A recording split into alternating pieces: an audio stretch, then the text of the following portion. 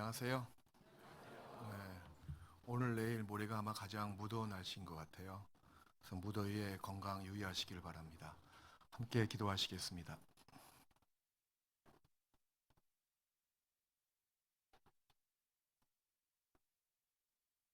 자비와 국률이 풍성하신 살아계신 우리 주 하나님 아버지, 십자가의 도를 믿음으로 인해 아무런 소망이 없는 저희들에게 산 소망과 생명이 없는 저희들에게 영원한 생명과 이 땅에 쉴 곳이 없는 저희들에게 영원한 안식의 천국 기업을 주심에 정말 감사드립니다.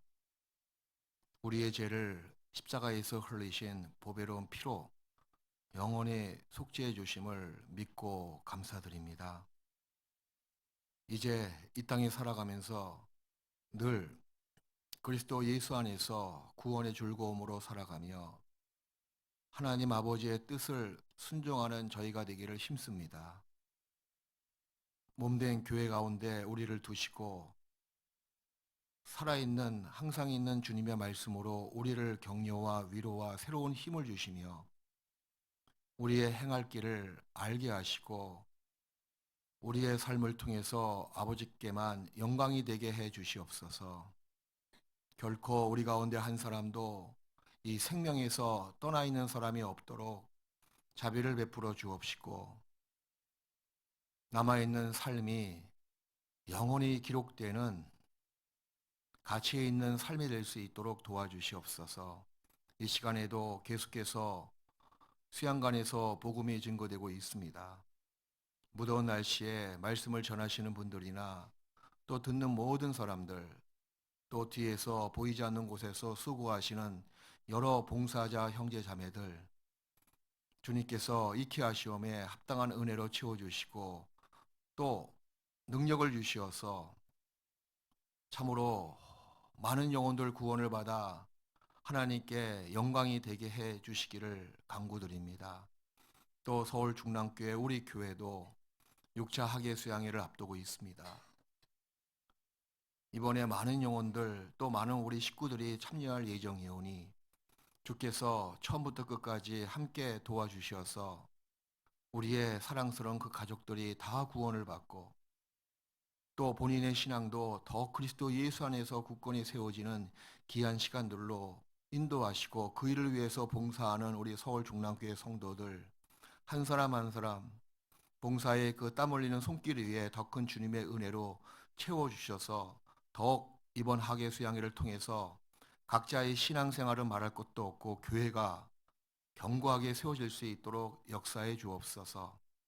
오늘 주의 날을 맞이해서 주님의 피로 영원한 속죄를 받은 저희 성도들 또 한자리에 모였습니다. 합당한 말씀을 내려주시고 말씀을 통해 자기의 영혼의 상태를 더욱더 깨달아가는 귀한 시간이 될 수 있도록 도와주옵소서. 우리 영혼을 사망에서 생명으로 구원하시고 십자가 위에서 우리 죄를 영원히 속죄해 주신 예수님의 이름으로 기도했습니다. 아멘. 신약 성경 요한일서 5장을 보시겠습니다.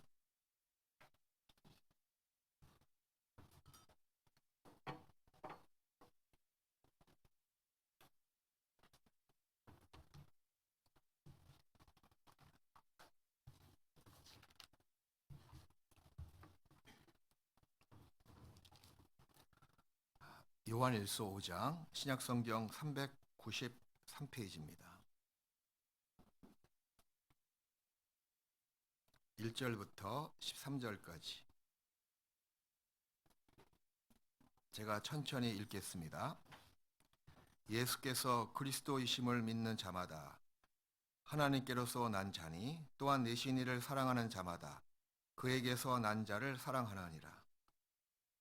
우리가 하나님을 사랑하고 그의 계명들을 지킬 때 이로써 우리가 하나님의 자녀 사랑하는 줄을 아느니라.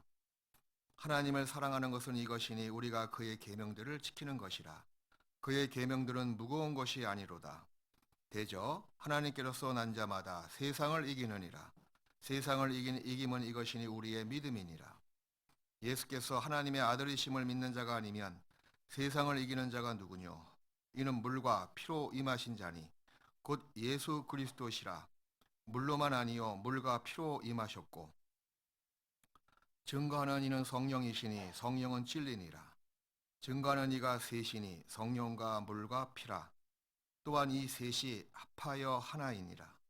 만일 우리가 사람들의 증거를 받을진대 하나님의 증거는 더욱 크도다. 하나님의 증거는 이것이니 그 아들에 관하여 증거하신 것이니라. 하나님의 아들을 믿는 자는 자기 안에 증거가 있고 하나님을 믿지 아니하는 자는 하나님을 거짓말하는 자로 만드나니 이는 하나님께서 그 아들에 관하여 증거하신 증거를 믿지 아니하였음이라. 또 증거는 이것이니 하나님이 우리에게 영생을 주신 것과 이 생명이 그의 아들 안에 있는 그것이니라. 아들이 있는 자에게는 생명이 있고 하나님의 아들이 없는 자에게는 생명이 없느니라.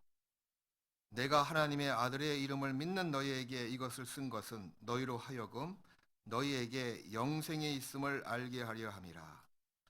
10절 말씀, 이 중에서 10절 말씀은 우리 같이 읽겠습니다. 하나님을 믿지 아니하는 자는 하나님을 거짓말하는 자로 만드나니 이는 하나님께서 그 아들에 관하여 증거하신 증거를 믿지 아니하였습니다.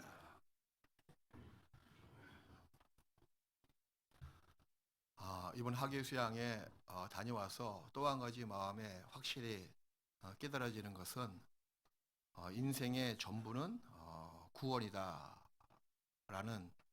내용입니다. 구원을 받지 못한 인생은 아무런 하나님 보시기에 쓸모없는 인생입니다.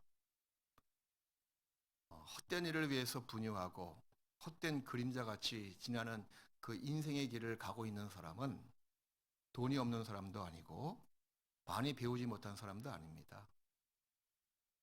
구원받지 못한 사람이에요. 그것이 인생의 가장 중심이 되는 겁니다. 구원받은 인생, 자기의 삶의 목적을 달성한 사람입니다. 구원이란 그 터 반석 위에서 자기의 인생이라는 자기의 삶을 세워지는 거예요. 그래서 무엇보다 내가 구원을 받았느냐, 구원받지 못한 사람이냐, 그것만큼 일생일대의 중요한 문제는 없습니다. 여러분 인생 70이요 강건하면 80이라고 성경은 말씀하십니다. 어찌 보면 긴 세월같이 여길지라도 막상 인생을 살고 보니 긴 세월은 결코 아닙니다. 그런 인생에서 우리가 무엇을 추구해야만 될까요?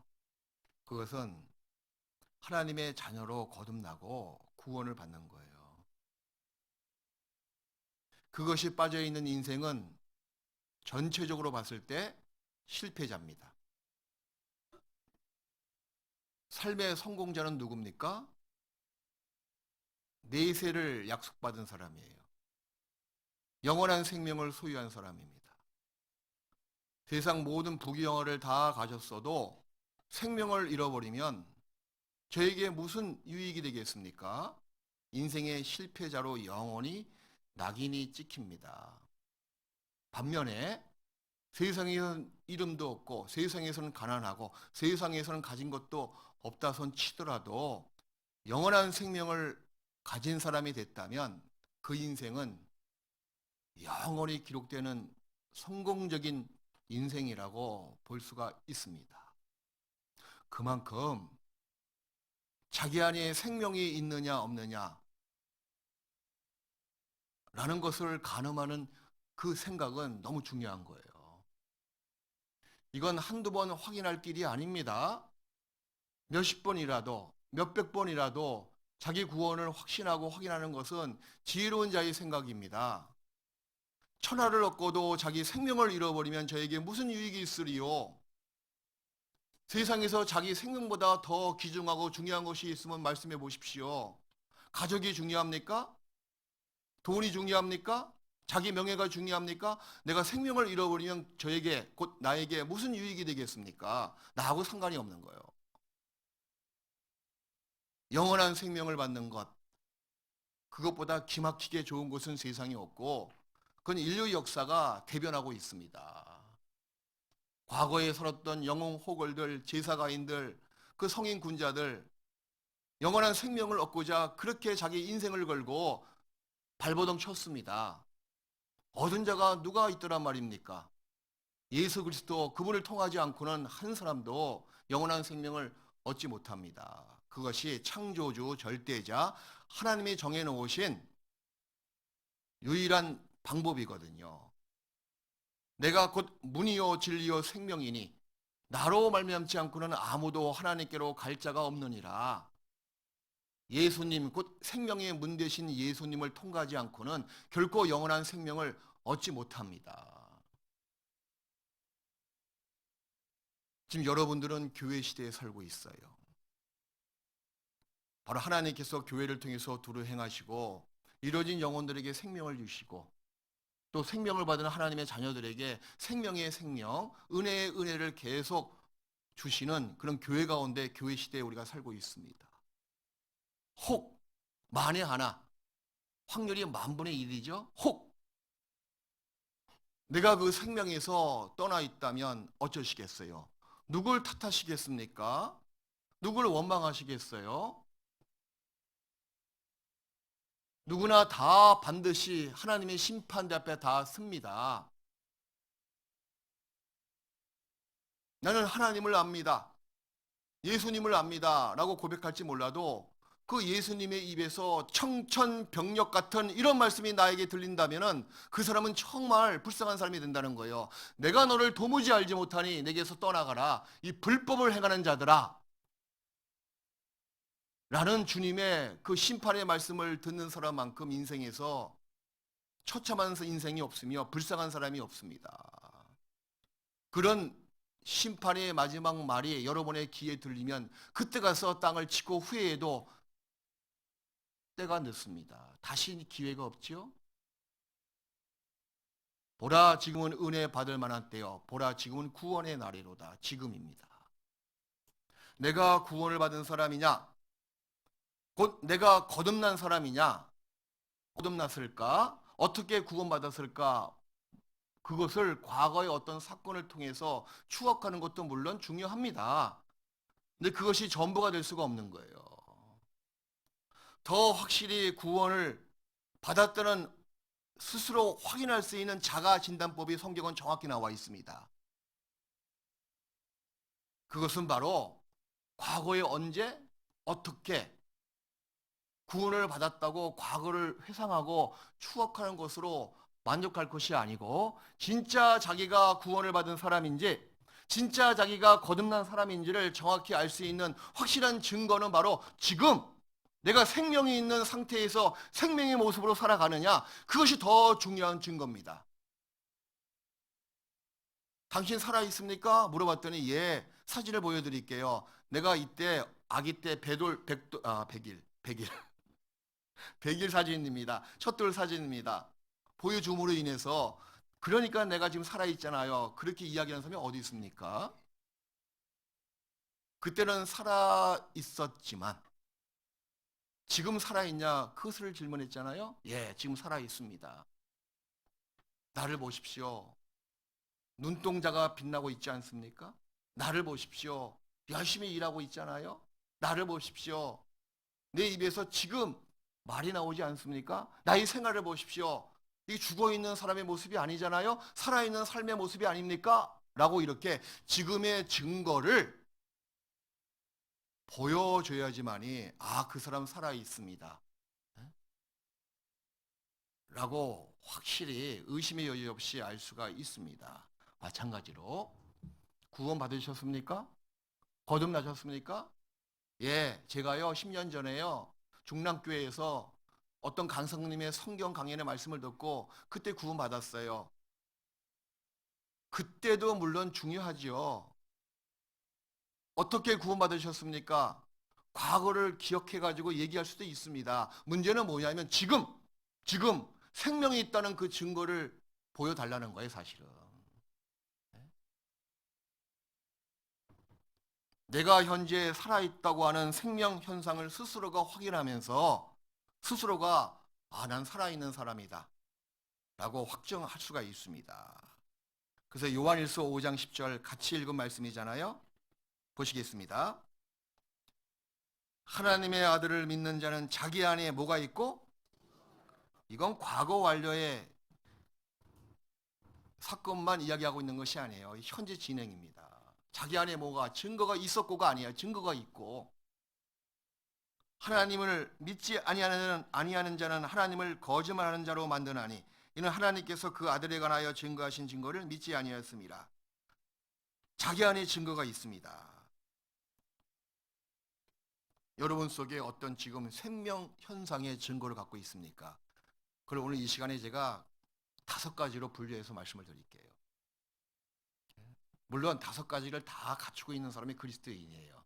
근데 그 중에서 한두 가지는 자기가 아직까지 신앙에 이 싹이 안 나가지고, 생명은 있음에도 불구하고 싹이 올라오지 않아가지고 그런 5가지 증거를 다 느끼지 못하는 경우도 있는데, 여기서 최소한, 이건 제 기준입니다. 성경에 나와 있는 기준은 아니고요. 제가 보기에는 최소한 2-3가지 증거는 확실히 기본적으로 갖고 있어야 된다는 거예요. 스스로가 한번 자가 진단해 보시라 그 얘기예요. 그 중에서 몇 개가 자기 안에 생명 현상이 있는지, 한두 개만 있고 나머지 3개가 없으면 다시 한번 자기의 생명을 말씀을 통해서 확인해 보셔야 됩니다. 자기의 생명보다 귀중한 것이 세상에 없다고 제가 재차 말씀을 드립니다. 스스로 한번 OX를 한번 체크해 보세요. 너희가 믿음에 있는가? 너희 자신을 시험하고 너희 자신을 확증해 보라. 예수 그리스도께서 너희 안에 계신 줄을 너희가 스스로 알지 못하느냐? 스스로 알지 못하면 너희가 버리운 자라 라고 고린도후서 13장 5절에 나와 있습니다. 스스로 안다고 나와 있거든요.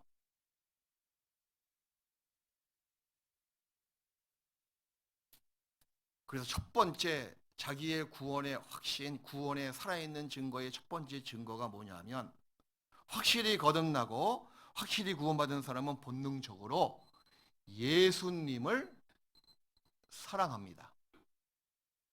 이건 본능이에요. 구원이 뭡니까? 그분의 사랑을 깨달은 사람이잖아요. 거듭남이 뭡니까? 죄를 사해 주신 그분의 은혜를 내가 믿음으로 말미암아 받아들인 사람입니다. 그러니 은혜를 받은 사람, 주님의 사랑을 깨달은 사람은 본능적으로 주님의 은혜에 감사하고 주님을 사랑하는 마음이 올라온다는 거예요. 이게 첫 번째, 확실히 거듭난 자의 생명 현상이고 증거입니다. 베드로 전서 1장을 보시겠습니다.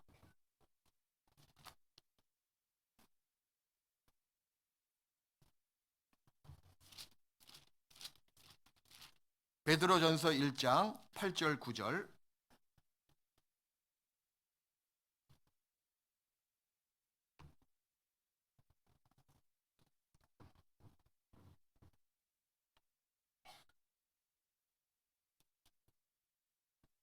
8절, 9절 말씀 우리 같이 읽읍시다. 예수를 너희가 보지 못하였으나 사랑하는도다. 이제도 보지 못하나 믿고 말할 수 없는 영광스러운 즐거움으로 기뻐하니 믿음의 결국 곧 영혼의 구원을 받았기 때문에 8절이 이루어진다는 거예요. 원인은 무엇입니까? 믿음의 결국 영혼의 구원을 받은 사람, 거듭난 사람은 그 결과가 무엇입니까? 그게 8절이거든요. 예수를 보지 못하였으나, 우린 지금은 교회 시대입니다. 사도 시대가 아닙니다. 예수를 직접적으로 본 사람이 없는 시대, 그런 교회 시대에 살고 있는 거예요. 그렇지만 예수님의 사랑을 깨달은 영혼의 구원을 받은 사람이기에 예수님을 사랑합니다. 거듭나면 세상의 무엇보다 예수 그리스도, 그분을 사랑하는 마음이 들어오고, 그게 신앙의 첫 발걸음이에요. 소망이 부끄럽게 아니함은 우리에게 주신 성령으로 말미암아 하나님의 사랑이 우리 마음에 부음바 됨이라. 소망을 얻었죠? 거듭났습니다. 그 예수님의 사랑이 우리 마음에 부음바 된 사람이 되는 거예요. 그래서 예수님을 사랑하는 사람은 당연히 그분의 말씀에 순종하기를 원합니다. 그게 사랑하는 증거거든요. 구원을 받은 사람은 예수님을 본능적으로 사랑하죠. 사랑을 어떻게 표현하시겠습니까? 사랑의 대상의 뜻에 내가 맞춰가는 거예요. 그게 말씀에 순종하는 삶을 살아가는 겁니다. 요한일서 다시 본문 들어가시겠습니다. 요한일서 5장 3절에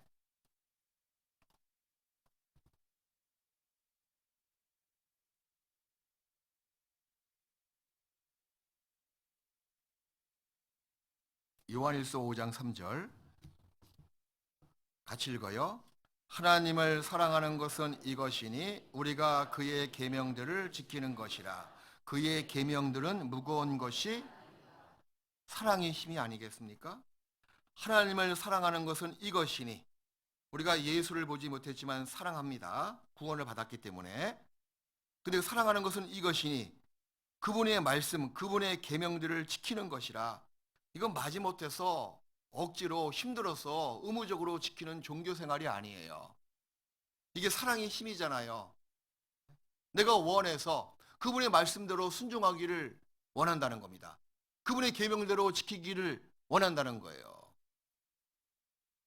이번에 상담하면서 안식교 교인과 상담을 한 적이 있습니다. 아주 골수 안식교 교인이야. 자기 아버지가 안식교에 아무튼 높은 지위에 있고 자기도 어릴 때부터 안식교 그 교리에 심취된 사람입니다. 나름대로 몇십 년 동안 안식교 교리가 얼마나 버거운지 아세요? 먹고 싶은 것도 못 먹잖아요. 저 같으면 못 살 것 같아. 얼마나 그 율법의 그 쇠사슬이 얼마나 강력한지 너무너무 힘들었대요. 지키려고 해도 안 되더라고. 끝내는 이야기 하더라고. 그래서 안식교에 대해서 쭉 이야기해 줬더니 이렇게 웃어. 목사님은 나보다 더 많이 하네요.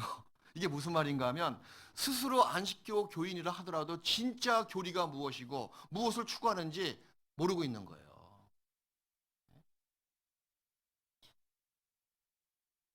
그러면서 수양관 가서 딱 느낀 것이 뭐냐면 여기 있는 몇천 명 되는 사람들 얼굴 표정 보니까 뭔가 틀리대.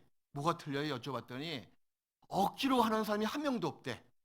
그 얼굴에 기쁨이 있고 예? 스스로 원해서 하는 그 모습들이 얼굴에 다 보인대. 그게 참 희한하대 자기가. 그게 사랑의 힘이라고 말씀드렸습니다.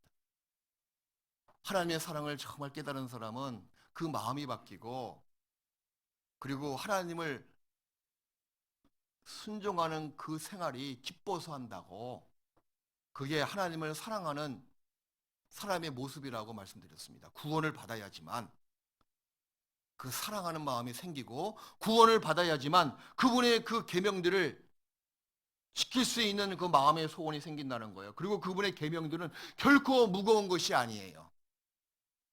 아무리 똑같은 무게를 갖고 있어도 억지로 하는 사람은 그 무게감이 너무 짓눌러서 모든 기쁨을 다 빼앗길 겁니다.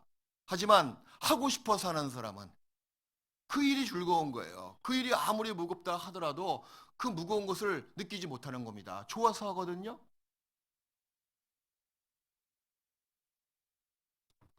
저는 등산을 싫어합니다. 근데 가끔 몸을 위해서 억지로 갈 수밖에 없어요. 가야 되겠다. 그럼 그것이 그렇게 무거워요. 저 올라간 산을 왜 내려올까? 막 그런 생각도 올라옵니다. 조금만 걸어도 무거운 거예요. 하지만 공과 같이 노는 어떤 기구는 너무 좋은 거예요. 아무리 힘들어도. 이게 무거운 것이 아니에요. 이게 종교인과 그리스도인의 큰 차이점입니다. 혹시 여러분들 이 무더운 날에 교회당 와서 말씀 듣는 것이 누구의 강요에서 오신 분들 계십니까? 그 원인이 어디 있다고 생각하십니까? 물론 생활이 아직까지 죄에 갇혀 있어서 구원을 확실히 받았지만 생활이 그 무거운 삶의 짐 때문에 또 죄의 짐 때문에 뭔가 말씀 앞에 가까이 가지 않고 싶은 마음도 올라올 때가 있어요. 근데 그것이 전부가 돼서는 안 된다는 거예요. 정말 예수님을 사랑하기 때문에. 그분을 좋아하기 때문에 오는 것은 신앙생활이 아닙니다. 그건 종교생활일 수가 있어. 좋아하는 것, 사랑하는 것 확연히 틀려요. 좋아하는 것은 중심이 자기 중심이야. 내가 좋아하니까 꽃을 가꾸는 겁니다. 내가 싫어하면 꽃 눈에 안 들어오는 거예요. 마음은 바뀔 수가 있죠. 좋아할 때도 있고 미워할 때가 있습니다. 그 순 중심이 자기 중심이야. 우리 예수님을 우리가 사랑합니까? 좋아합니까? 좋아하는 것은 자기 중심이야. 그러니까 기도하는 것도 예수님 사랑의 기도가 아니에요. 늘 자기 중심의 기도가 나온다는 거예요. 예수님, 나를 위해서 이것도 해주시고, 나를 위해서 이것도 주시고, 나를 위해서 이 모든 것을 행하십시오. 나를 위해서 내 남편 전도되게끔 도와주십시오. 그것은 예수님 좋아하는 거예요. 중심이 자기 중심입니다. 우상 숭배하는 것과 똑같은 겁니다. 이제 사랑하는 것은 자기 중심이 아니에요. 예수님 중심이에요. 타인 중심이다 그 얘기예요. 그분이 좋아하시는 것을 내가 희생이 되더라도 내가 하겠습니다. 그건 사랑하는 모습이야. 사랑은 희생을 강요하지 않습니까? 자발적인 희생을 강요하잖아요. 자식을 사랑합니다. 무더위에 힘들더라도 땀을 뻘뻘 흘리면서 잠도 못 자고 자식을 위해서 기도하고 자식을 위해서 보살핍니다. 자식이 좋아서 하는 것은 한계가 있는 거예요. 사랑하기 때문에 희생하는 마음이 올라온다는 겁니다. 구원을 받은 사람은 예수님을 좋아하는 사람이 아니고 예수님을 사랑하는 사람이잖아요. 사랑하기 때문에 내가 비록 힘들어도 주님의 뜻을 행하기를 원한다는 거예요. 모이기를 힘쓰라 그러면 비록 바쁘고 힘들더라도 성도가 모여있는 그 교제에 나가기를 힘쓴다는 겁니다. 주일날 말씀을 들으러 오십시오. 이것이 종교인의 그 무거운 멍에처럼 하고 싶지 않은데 억지로 하는 것이 아니고 주님을 사랑하기 때문에 그분의 계명에 순종하고 싶은 마음에 깊은 소원이 있기 때문에 비록 덥고 시간이 바쁘더라도 주일날 말씀을 듣기를 원하고 그 가운데 나오는 거예요. 구원받은 사람에게 주신 그 모든 계명이 무엇이 무거우세요? 계명 자체가 무거운 계명 자체가 문제가 아니고 자기 안에 사랑의 능력이 없는 게 그게 진짜 문제입니다. 주님을 사랑하는 사람은 그분의 말씀, 그분의 계명에 따르기를 소원합니다. 사랑하기 때문에 다른 이유가 아니에요. 그게 구원받았다는 증거입니다. 빌립보서 2장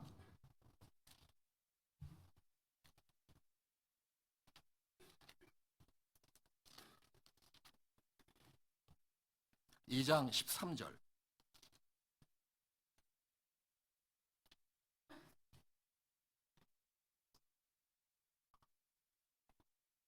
예수님을 사랑하는 사람, 곧 거듭나고 구원을 받았다는 그리스도인들이 지금 살아있는 증거는 그분을 사랑하는 것인데, 첫 번째는 그분의 계명에 순종하는 것이고, 또 두 번째는 예수님을 사랑하는 그 증거, 두 번째는 바로 그분의 뜻대로 정말 살기를 원하고 자기 삶을 그분의 뜻에 맞춰서 살아가고자 하는 것이 마음의 소원이 있는 거예요. 그게 2장 13절 말씀이거든요. 같이 읽읍시다. 너희 안에서 행하시는 이는 하나님이시니 자기의 기쁘신 뜻을 위하여 너희로 소원을 두고 행하게 하시나니. 보십시오. 이게 신앙생활이에요. 아버지 하나님의 기쁘신 뜻이 있습니다. 그 뜻을 우리 마음속에 구원해 주자마자 사랑으로 부음바 되게 하시자마자 동시에 말입니다. 아버지의 기쁘신 뜻을 우리 마음속에 딱 두신 거예요. 그래서 그 사람도 그것이 이루어지기를 마음의 소원을 갖고 있는 마음으로 바뀐다는 겁니다. 하나님의 뜻대로 내 인생 살고 싶습니다. 그런 열망과 그런 마음의 소원이 본능적으로 올라오는 거예요. 첫날부터 이제까지 복음에서 너희가 교제함을 인함이라. 너희 속에 착한 일을 시작하신 이가 그리스도 예수의 날까지 이루실지를 우리가 확신함이라. 첫날부터 구원받은 그날부터 내 안에 착한 일을 시작하신 성령께서 들어와 계시거든요. 성령님은 하나님의 선하신 뜻을 다 통달하시고 그리고 하나님의 마음을 똑같이 품은 분이십니다. 우리 마음에 성령님이 들어오셨다. 그 말은 뭐예요? 성령의 마음을 우리도 갖고 있는 거예요. 아버지의 기쁘신 뜻대로 나도 내 인생을 설계하고 살고 싶습니다. 그런 마음의 소원이 올라옵니다. 그것이 없는 사람은 거듭난 사람이 아닙니다. 그건 본능적으로 갖고 있는 거예요. 이거 성령님께서 내 안에 들어오신 결과입니다. 그래서 하나님의 뜻대로 살고자 하는 그런 근심이 올라옵니다. 물론 육신의 때가 벗기지 않은 사람은 그 소원이 올라오더라도 육신의 그 두꺼운 때 때문에, 육신의 그 버리지 못할 그 옷 때문에 밖으로 드러나지 않는 경우도 간혹 있어요. 하지만 그 자체 하나님의 뜻대로 살고자 하는 그 열망과 소원이 없는 것은 결코 아닙니다. 고린도후서 7장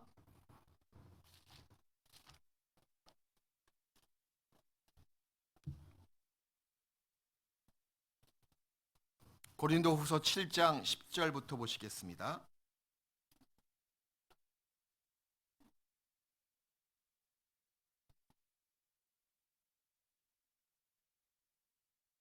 하나님의 뜻대로 하는 근심은 후회할 것이 없는 구원에 이르게 하는 회개를 이루는 것이요 세상 근심은 사망을 이루는 것이니라. 자, 11절 말씀을 같이 읽읍시다. 보라, 하나님의 뜻대로 하게 한 이 근심이 너희로 얼마나 간절하게 하며 얼마나 변명하게 하며 얼마나 분하게 하며 얼마나 두렵게 하며 얼마나 사모하게 하며 얼마나 열심히 있게 하며 얼마나 벌하게 하였는가. 이 얼마나가 7번 나오거든요. 이게 회개의 열매들이에요. 내 비록 구원을 확실히 받았지만 아직까지 육신적인 때가 벗겨지지 않기 때문에 내 마음의 소원이 이루어지지 않는 상태이더라도 마음은요, 이거 보십시오. 얼마나 이 회개의 열망 어린 그 열매가 7가지로 쭉 나오는 겁니다. 얼마나 간절하며 학예 수양회에 자기 사랑하는 남편, 아내, 자기 가족들, 자기 부모님들 모시고 오려고 얼마나 간절하지 아십니까? 첫날부터 막 말씀 안 듣고 상담으로 모시고 오신 분 계세요.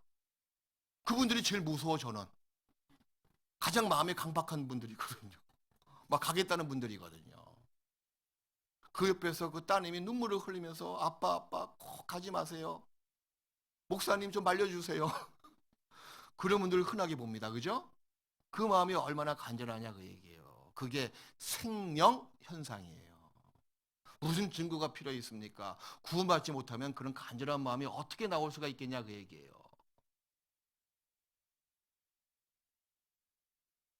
전도하려고 간절히 눈물도 흘리고 얼마나 간절하며 얼마나 변명하며 없는 이야기를 만들어서 막 누명 씌우고 핍박하잖아요. 거기에 대해서 우리는 정말 간절한 마음으로 변명도 합니다. 야, 뭐 좋은 데 가지고 왔는데 이게 좋은 데냐? 이게 좋잖아요. 건물 보세요. 좋은 건물이잖아요. 정말 이번에 믿음강 건물 기가 막히게 지었어요. 클래스가 틀리더라고. 좋은 것을 다 끄집어내서 뭐 치장까지 안 합니다. 과장까지는 안 해요. 변명을 하는 거예요. 마지막 변명은 더 좋은 곳에 가시게 하기 위해서 천국이 있습니다. 천국에 보내기 위해서 모시고 왔다. 그래서 첫날부터 오신 분들은 여기 왜 오셨는지 그 취지와 목적을 정확히 말씀드리면 대부분 마음이 깨집니다. 자기에게 해코지 하기 위해서 모시고 온 것은 아니다 그 얘기죠. 얼마나 우리가 변명하며 얼마나 분하게 하며 그래도 가는 사람 있으면 정말 분하잖아요. 이럴 수가 있을까? 정말 열에 하나, 글쎄 100에 하나 왔다가 가시는 분은 가끔 있더라고요. 뭐 얼굴에 열이 나가지고요, 막 차 대령하라고 그러고 막 난리가 났습니다. 그 가족들은 뒤에서 정말 그 분한 마음을 금할 길이 없는 거예요. 같이 보고 있는 저희도 막 분의 마음이, 한쪽 마음에서는 지옥이나 떨어져라 하는 마음이 올라올지 몰라도 또 그렇게 되면 안 되잖아요. 이 마음이 수시각각으로 바뀌는 거예요. 그 간절한 마음을 여러 모습으로 표현할 수밖에 없습니다. 얼마나 분하고 얼마나 두렵게 하며 얼마나 사모하게 하며 얼마나 열심히 있게 하며 얼마나 벌하게 하였는가. 혹시 저 영혼이 구원받지 못하면 내 생활이 뭐가 잘못된 것이 아닐까? 자기를 돌아보면서 야, 이게 징계구나. 또 저 영혼이 구원받지 못하면 그 당할 그 영원한 심판이 얼마나 큰데.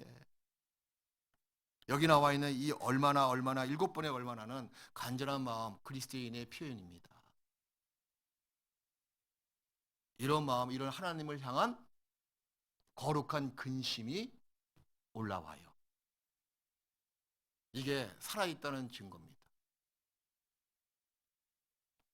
그리고 하나님을 사랑하는 자는 그의 계명을 지킨다.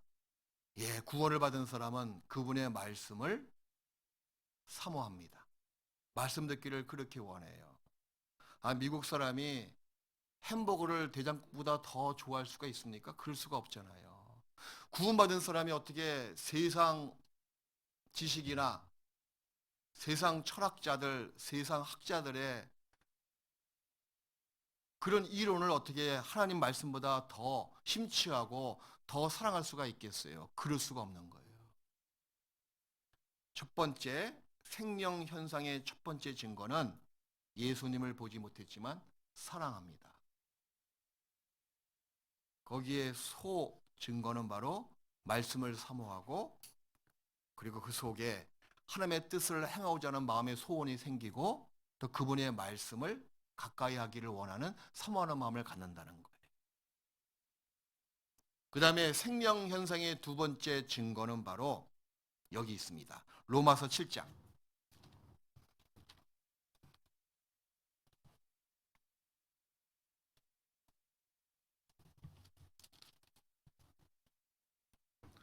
로마서 7장 15절.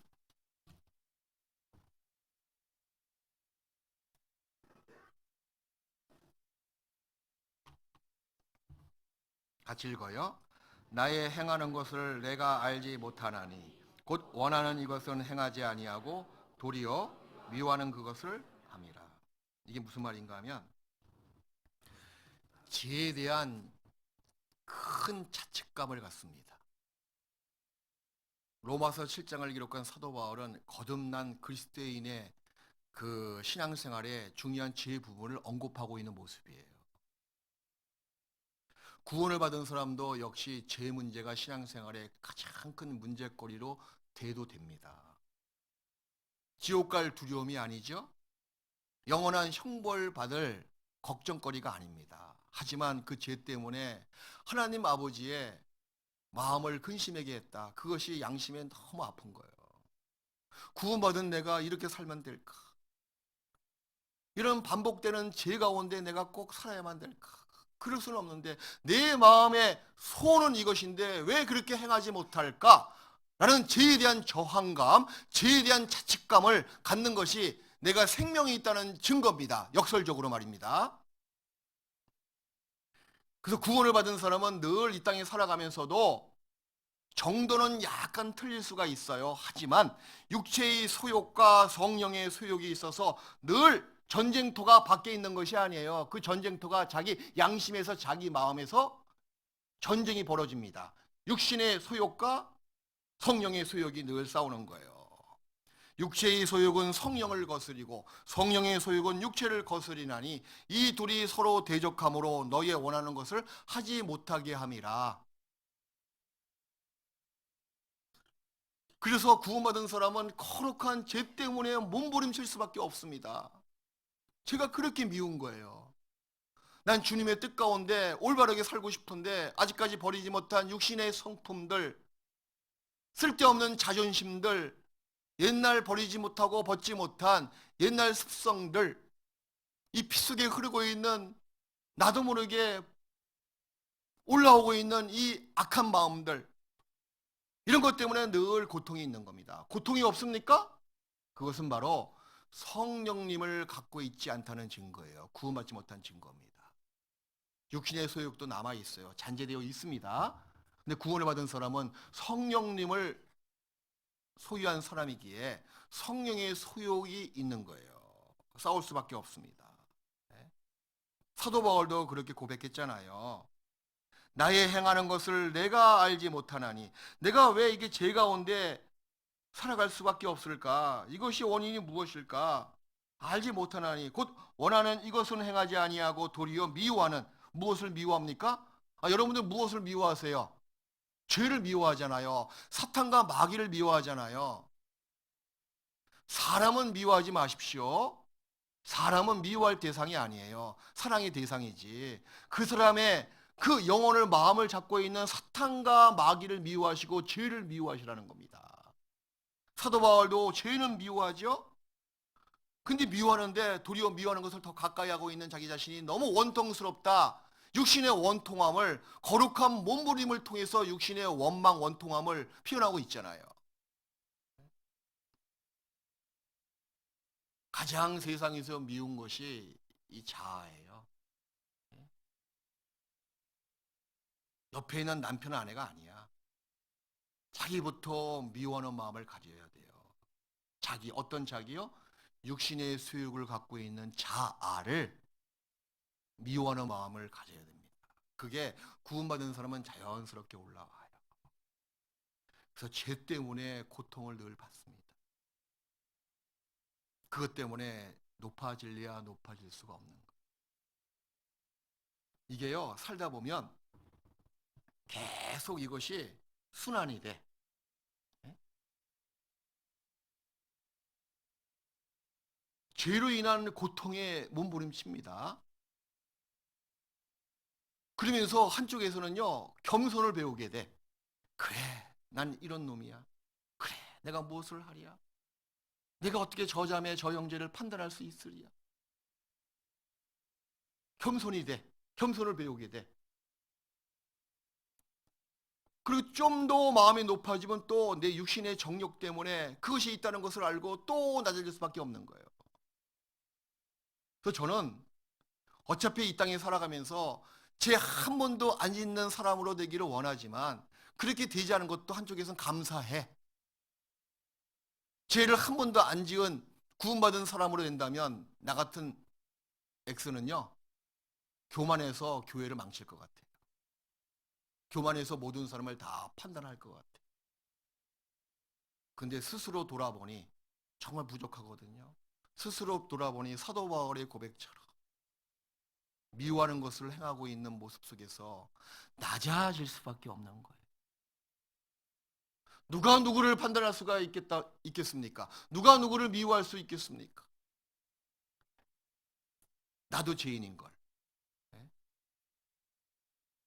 죄로 인한 고통이 있는 거예요. 시편 38편.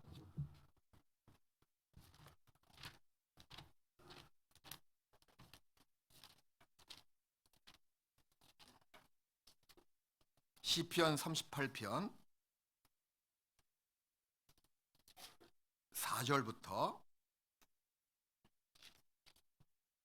이 다윗의 이 고백의 시는요, 정말 우리 그리스도인들의 동질감을 불러일으킵니다. 동감할 수 있는 그런 마음의 상태가 많이 기록되어 있는 거예요. 특히 30편부터 거의 51편까지는. 그래서 뭔가 힘이 올라오는 거예요. 다윗도 이랬는데, 야, 다윗도 어쩌면 나하고 똑같은 마음의 상태에서 고백했을까? 하나님이 정말 이 다윗의 마음을 받으셨구나. 그럼 나도 마찬가지다. 이렇게 위로가 되고 격려가 되는 겁니다. 그 중에서 이 말씀 38편 1절부터 보시겠습니다.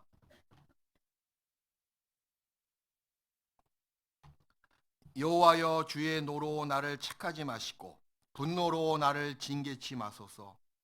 이런 마음이 올라오잖아요. 부족하지만 더 이상 나를 향해서 분노를 격발시키지 마소서.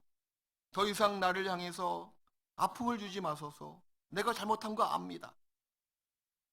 그런 마음의 고백이거든요. 2절에 주의 살이 나를 찌르고 주의 손이 나를 심히 누르시나이다.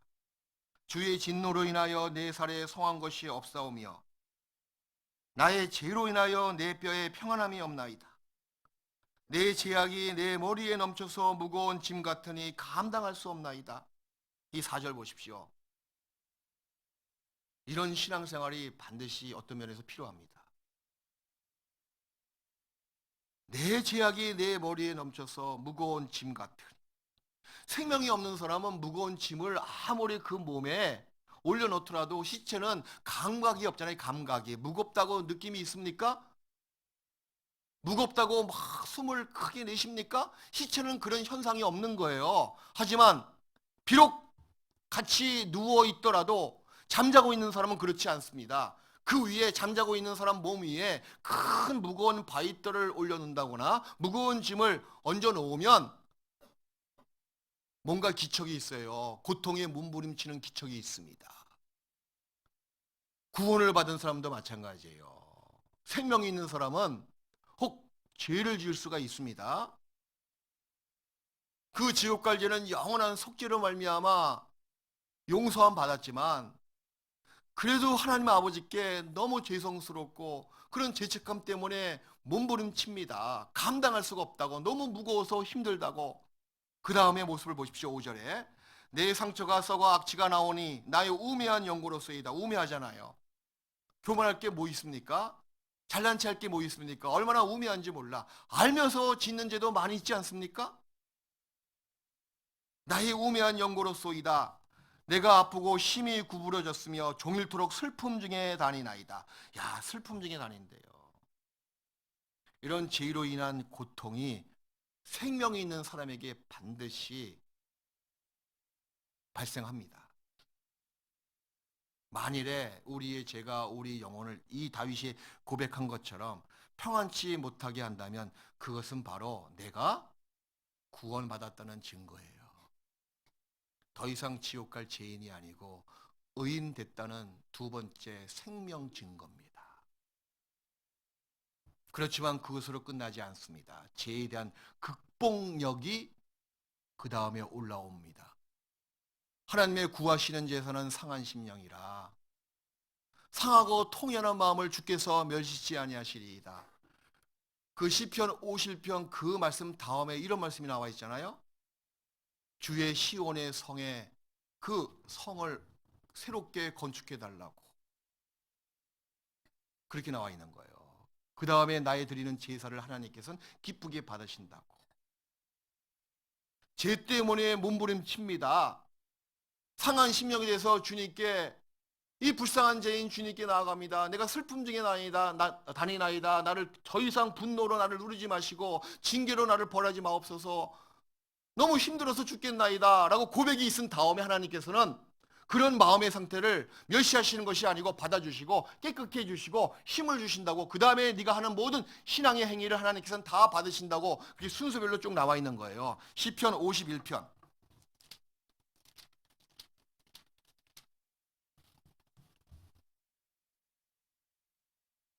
16절부터 보시겠습니다. 다윗은 시편 51편을 통해서 자기 죄를 진정으로 회개했죠. 내 죄가 주님 앞에만 있습니다. 나를 우슬초로 정결케 하시고 정하게 해 주십시오.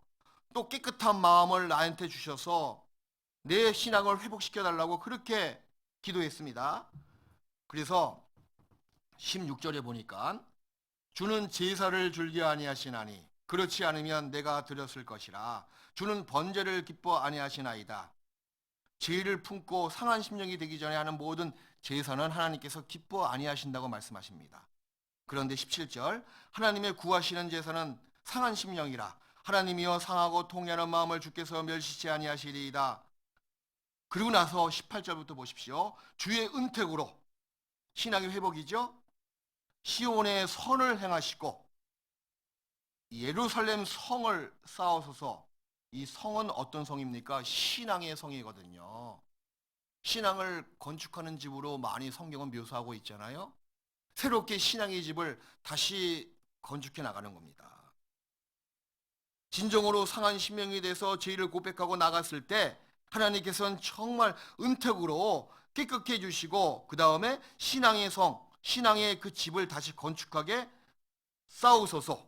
그리고 19절 그 다음에 우리의 행위를 하나님께서는 기쁘게 받으신다고 약속하시는 거예요. 19절 그때 바로 그때입니다. 어느 때? 신앙의 회복을 가져올 때 깨끗하게 정결케 시킴 받은 그때 주께서 의로운 제사와 번제와 온전한 번제를 기뻐하시리니 저희가 수소로 주의 단에 드리리이다. 분명히 상한 심령이 각기 전과 후가 극명하게 차이가 있잖아요. 번제를 받지 아니한다. 내가 구하는 제사는 이런 번제가 아니다. 너의 상하고 통하는 그 심령이다. 그 심령의 제사를 받으신 다음에 그 다음에 내 신앙의 성을 다시 새롭게 건축하게 만드시고 그 다음에 나의 드리는 모든 번제를 주께서 모여 기쁘게 받으신다고 말씀하시는 거예요. 신앙은요, 지금이 중요한 거예요. 이때 어떤 큰 부끄러운 사람도 진정으로 주님 앞에 상한 심령이 되고 주님 앞에 깨끗이 씻김받기를 원하는 마음으로 나가면 주님께서는 그 사람을 멀리 내치지 않고 받아주시고 깨끗게 해주시고 그 다음에 신앙의 집을 새롭게 건축하게 하시고 신앙은 첫 발걸음이 중요한 거예요. 지금 이때 서 있으면 되는 겁니다. 과거에 어떻게 살았던, 과거에 교제에 나오지 않았던, 과거에 그 신앙이 정말 이방인과 똑같은 마음으로 살아갔던 그거 문제가 아닙니다. 진정으로 상한 심령에 대해서 주님 앞에 나갔을 때는 지금 그 마음을 주님께서는 기쁘게 받아주시고 깨끗하게 씻겨주시고 그리고 지금부터 네 신앙의 모든 행위를 신령한 제사를 받아주시겠다고 약속하시지 않습니까? 그리스도인들은 반드시 죄에 대해서 고통의 몸부림을 치지만 그 다음에는 반드시 극복합니다. 로마서 8장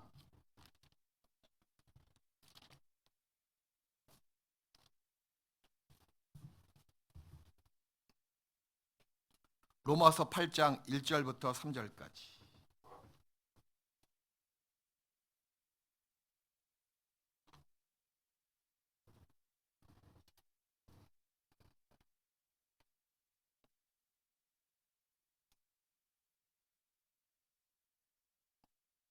그러므로 이제 그리스도 예수 안에 있는 자에게는 결코 정죄함이 없나니. 자, 2절 말씀 같이 읽어요. 이는 그리스도 예수 안에 있는 생명의 성령의 법이 죄와 사망의 법에서 너를 구원받은 사람 속에는 새로운 통치하는 법이 생긴 거예요. 그게 바로 여기 나와 있죠. 생명의 법, 곧 성령의 법이 있는 겁니다.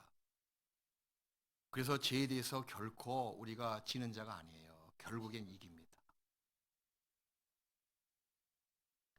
구원받은 사람이 죄를 짓고 죄가 큰 만큼 거기서 몸부림칠 때가 있습니다. 하지만 그 다음에 더 큰 속죄의 은혜 외의 은혜가 헤아릴 수 없을 만큼 내려옵니다. 자신의 죄 때문에 부끄러움을 느낄 수가 있습니다. 자신의 죄 때문에 슬픔을 느낄 때가 있습니다. 하지만 구원을 받은 사람은 그것을 하나님의 은혜를 드러내게 하는 좋은 도구로 사용할 수가 있는 사람들이에요. 은혜가 더한 것에 죄가 더한 것에 은혜가 더 넘치지 않습니까? 하지만 그걸 빙자해서 죄에 거할 수 있겠느냐? 그럴 수 없다고 사도 바울도 외쳤어요. 그걸 빙자해서 그 은혜를 욕되게 할 수는 없습니다. 하지만 죄가 큰 만큼 속죄의 영원한 속죄의 은혜가 더 컸죠? 생활 가운데서 나의 연약한 제 심성이 크면 클수록 또 은혜의 은혜가 더 차고 넘치는 거예요. 그래서 이렇게 표현해도 틀린 것은 아니에요. 제가 더한 것에 은혜가 넘쳤다고. 구원받은 나에게 아직까지 버리지 못한 합당치 못한 죄의 기질이 있는 것을 그것으로 통탄해하고 그것으로 실망하고 낭망하고 신앙생활에 자빠지는 것이 아니고 그걸 통해서요. 더 일어설 수 있는 주님의 은혜를 더욱더 깨달아가는 은혜의 도구로 역이용하는 것이 이 성령의 뜻이거든요. 사탄은요. 넘어지게 하는 것이 사탄의 뜻이고 은혜의 도구로 사용하십시오. 제약의 밤이 깊으면 깊을수록 하나님의 사랑의 별은 더 그 가운데서 찬란하게 그 광채를 더 바랍니다. 이게 두 번째 구원받은 사람의 생명 현상이에요.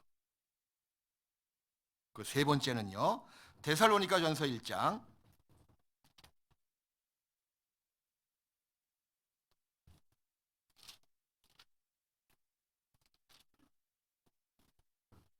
1장 5절.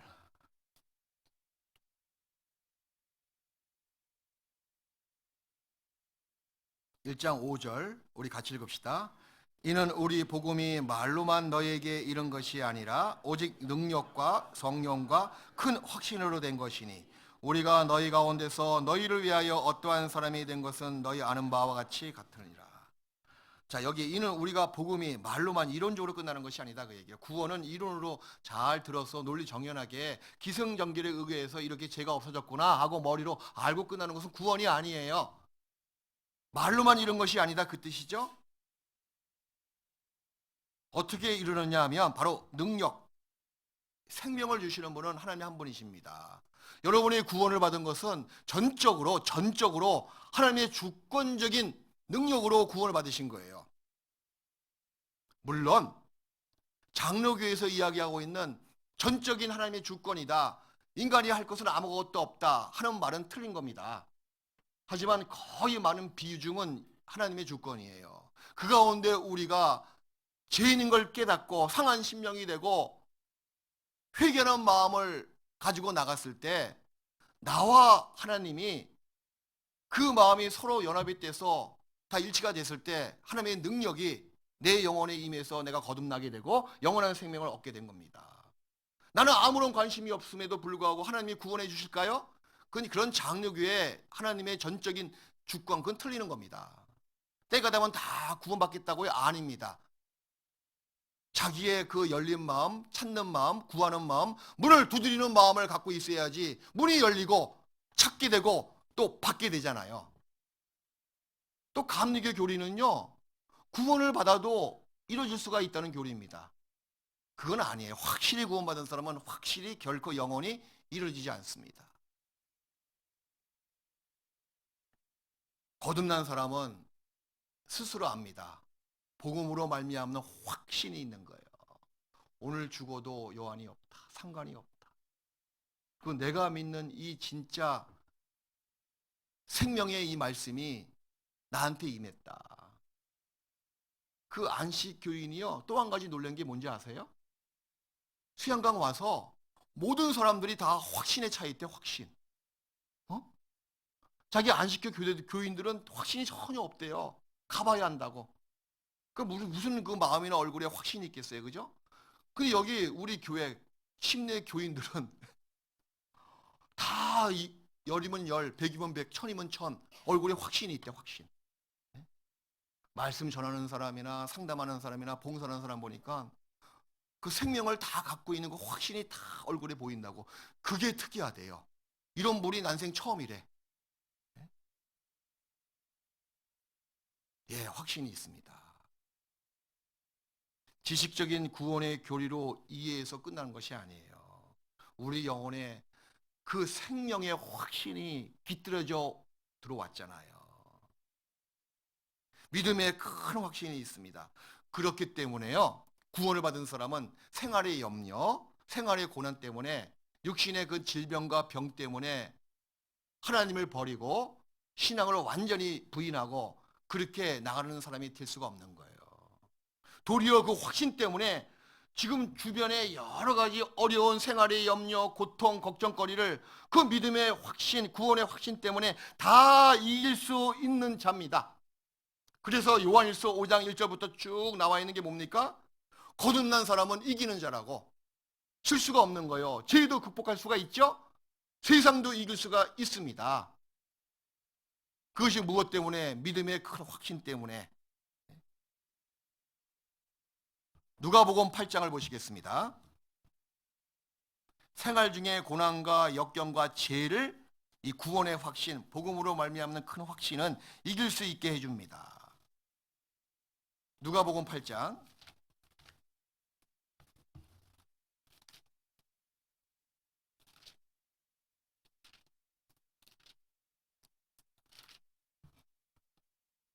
13절부터 여러분이 잘 아시는 씨 뿌리는 비유죠. 거기서 세 번째 모양의 마음 상태가 나와 있는데, 두 번째, 세 번째인데 보십시오. 13절부터 바위 위에 있다는 것은 말씀을 들을 때 기쁨으로 받으나 뿌리가 없어 잠깐 믿다가 시험을 받을 때 배반하는 자요. 이 사람 구원받지 못한 사람이에요. 근데 우리가 왜 속는지 아십니까? 기쁨으로 받잖아요, 처음에. 구원받았구나. 근데 그 다음에 지켜보니까 뿌리가 없어서 휙 넘어지는 자야. 우리 교회가 뭐 어떻다는 동, 누가 어떻다는 동. 잠깐 보이다가 없어졌어요. 그런 부류의 사람들을 이야기하고 있는 거예요. 뿌리가 없어 잠깐이죠. 잠깐 믿다가 시험을 받을 때 배반하는 자요. 배반할 수가 없거든요.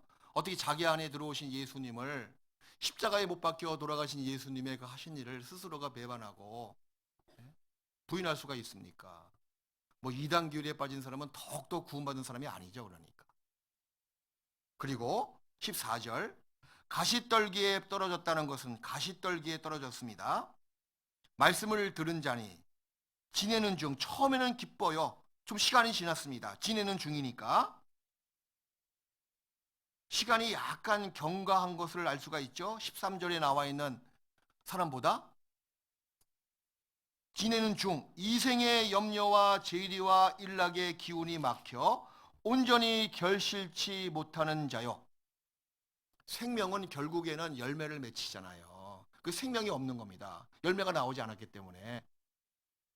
지내는 중에 세상 염려, 세상 고통, 질병 때문에 하나님을 완전히 떠나는 사람, 구원받은 사람이 아니에요. 우리가 얻은 이 믿음의 확신이 그까짓 세상 염려, 근심을 이기지 못합니까? 우리가 말로만 구원받은 것이 아니잖아요. 이 복음이 너에게 말로만 이런 것이 아니고 오직 성령의 능력과 확신과 능력으로 말미암는 확신이 딱 들어오게 된 거예요. 능력으로, 하나님의 능력, 성령의 능력으로 우리가 구원을 받았는데 이 성령의 능력이 그까지 세상 있다가 없어질 어떤 사건, 일, 나의 그 생활의 그 염려 때문에 성령의 능력을 받은 사람이 질 수가 있냐, 그에게. 그럴 수가 없는 거예요. 도리어 이기고도 남고 어떤 산도 다 넘을 수 있는 성령의 능력인데, 전지전능하신 하나님의 능력이 내 안에 들어왔는데 어찌 내가 받은 이 믿음을 그런 눈에 보이는 세상 것들 때문에 저버릴 수가 있냐, 그 얘기예요. 그럴 수가 없는 거예요. 이런 큰 확신 때문에 모든 것을 다 이기고 견딜 수가 있는 사람입니다. 악인은 그렇지 않음이요 오직 바람에 나는 겨와 같도다. 시편 1편에 나와 있잖아요. 구원받지 못하는 사람은 그렇지 않습니다. 세상 고난의 바람이 확 몰려오면 거기에 휙 날아가 버리는 거예요. 마치 바람에 흩날리는 겨와 같도다 라고 말씀하시는 겁니다. 그리고 내 안에 큰 확신은요, 이런 절대성을 가져다 줍니다. 나침반이 항상 어느 자리, 어느 환경, 어느 장소에 있더라도 북쪽을 늘 가리키는 것처럼 구원받은 사람도 성령과 능력과 큰 확신 때문에 어떤 환경, 어떤 처지, 어떤 공경에 처하더라도 하나님을 향하는 그 방향성을 늘 똑같이 갖는 거예요. 그게 구원받은 사람의 생명 현상입니다. 나침반의 그 발로를 보십시오. 늘 북쪽을 가리키고 있지 않습니까? 우리도 마찬가지예요. 북쪽에 건자를 베푸신 하나님을 늘 바라보는 마음을 갖습니다. 이게 내 안에 생명이 있다는 증거입니다. 그 또 한 가지는요. 또 한 가지는 고린도후서 6장.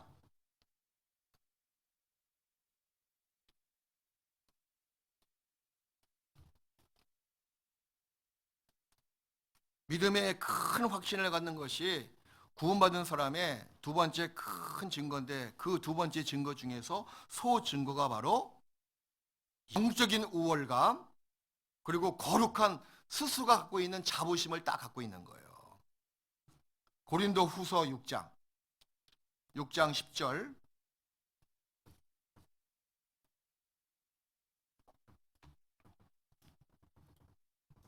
(6장 10절) 말씀을 같이 읽읍시다. 근심하는 자 같으나 항상 기뻐하고, 가난한 자 같으나 많은 사람을 부유하게 하고, 아무것도 없는 자 같으나 모든 것을. 이거 보십시오. 이건 그리스도인 세계 안에 서로 통용되고 서로 공감을 일으킵니다. 근데 그리스도 안에 아니고 이방 세계, 세상 세계에 나가서 이 말 하잖아요. 그러면 조롱받아요. 나는 모든 것을 가진 자야. 웃기고 있네. 조롱받죠, 그죠?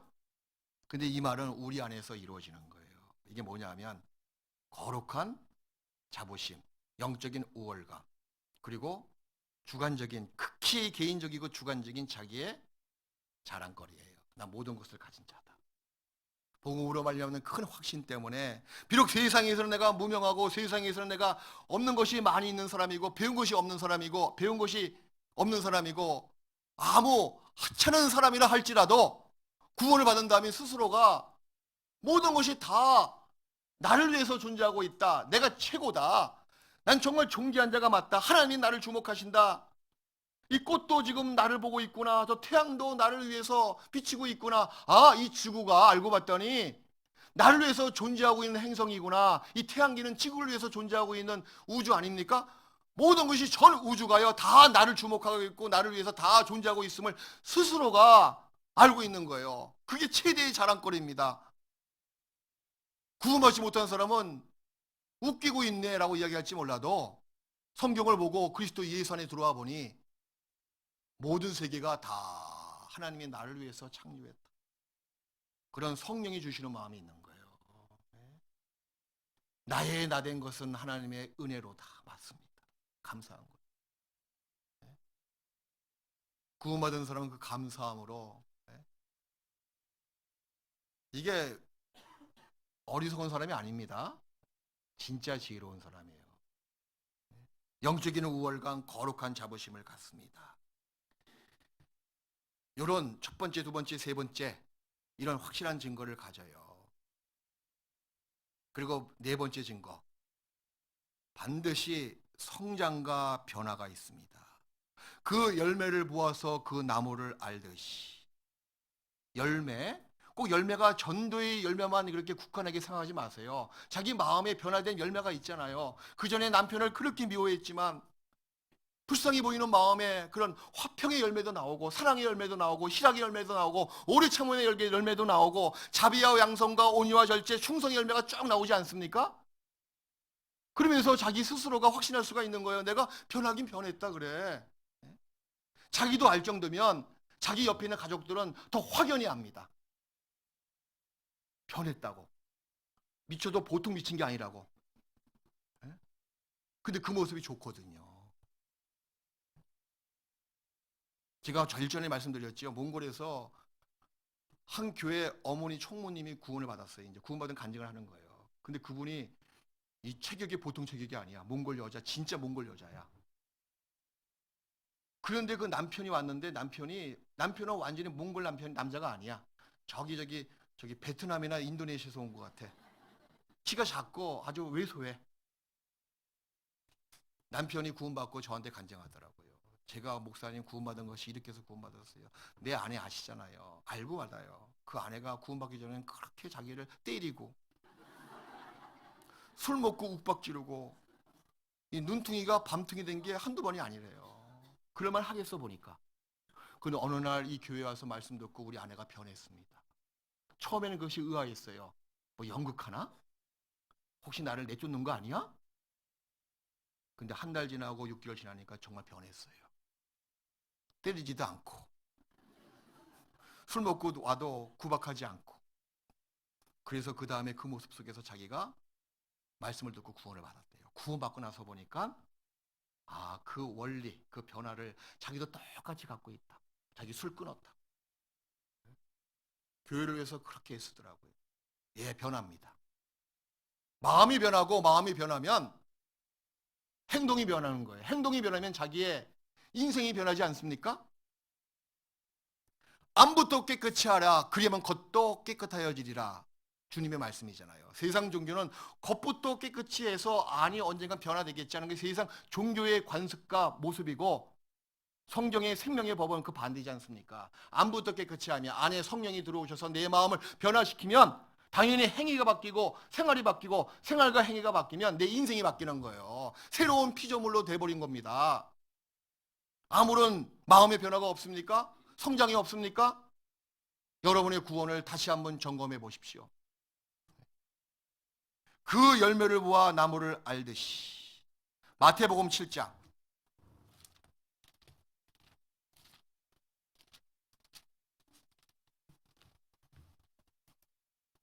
16절부터